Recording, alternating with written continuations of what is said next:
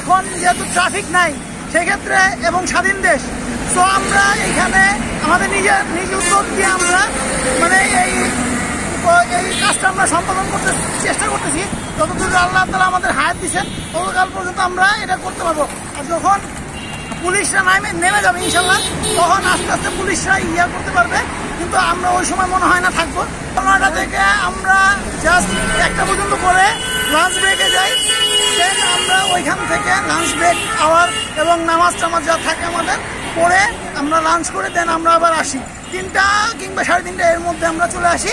এরপরে এই পর্যন্ত গত সময়গুলোতে যা দেখেছি, মানে একটা ট্রাফিক পুলিশ যখন একটা যে জিনিস যানবাহন থামায় তখন তারা বিভিন্ন রকম চার্জ করে, কিন্তু আল্লাহর রহমতে আমরা 2-3 দিন ধরে আমরা যে কাজটা করতেছি, সো এইখানে আমরা কোনো প্রকার 1 টাকা আমরা রাখতেছি না।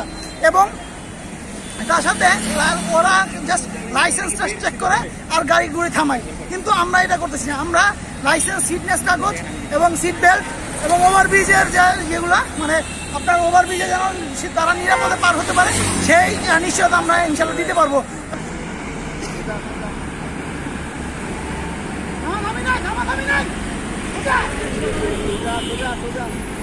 অনুভূতি অনেক ভালো, কারণ আমি নিজেও একজন ছাত্র।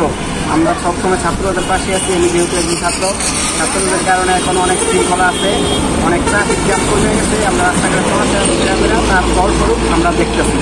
আগে ট্রাফিক পুলিশ এইভাবে পারতো না, তাই আমরা আমাদের অনুভূতি অনেক।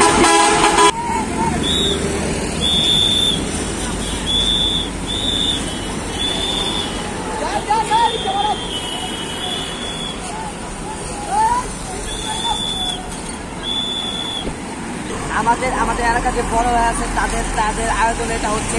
আমাদের এখানে ছিল না বিদায় অনেকে হেলমেট ছাড়া দুর্ঘটনায় ঘটিত হয়েছে।